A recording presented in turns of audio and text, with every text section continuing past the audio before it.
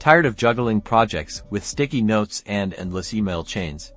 Let's ditch the chaos and build a simple project management tool right inside your Wix website in just a few minutes. First, open your Wix website editor and navigate to the page where you want to host your project management tool. If you don't have one, simply create a new page. Click the plus icon on the left-hand side to add elements, and let's start by creating a Wix form to capture new project tasks. Choose a pre-designed project request form template, or create your own from scratch. Key fields should include task name, description, due date, assigned to, and status. Now, this is important.